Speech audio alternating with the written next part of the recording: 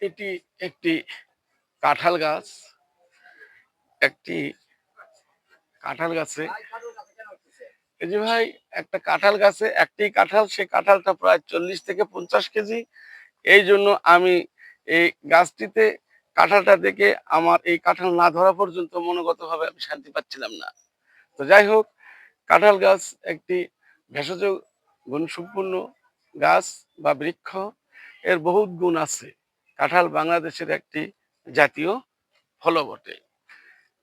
কাঁঠাল মূলত পক্ষে দক্ষিণ পূর্ব এশিয়ায় বাংলাদেশ, ভারত, থাইল্যান্ড, শ্রীলঙ্কা, মালয়েশিয়া এবং চীনে পর্যাপ্ত পরিমাণে জন্মে। তন্মধ্যে বাংলাদেশ কাঁঠাল উৎপাদনের জন্য দ্বিতীয় স্থান। কাঁঠালে থাকা উপাদানগুলি মূলত পক্ষে vitamin A, C, vitamin B one, B two, calcium, magnesium, potassium. এগুলি মানুষের বিভিন্ন রোগ প্রতিরোধে সহযোগিতা করে এবং ভেষজ ঔষধ তৈরি করতে সাহায্য করে। তাই কাঁঠাল গাছ যে সকল ভেষজ গুণ ঔষধ তৈরি করে রোগ নিরাময় করে, সেই রোগগুলি হলো মূলত পক্ষে অত্যন্ত অত্যন্ত গুরুত্বপূর্ণ রোগ।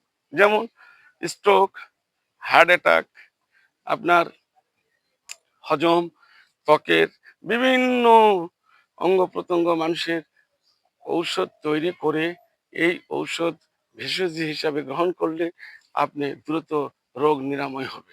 সুতরাং আমরা এই প্রত্যেকের বাড়িতে একটি করে কাঁঠাল গাছ লাগাইলে এই ভিটামিনগুলি পাবো এবং ভেষজ গুণগুলি গ্রহণ করতে পারবো।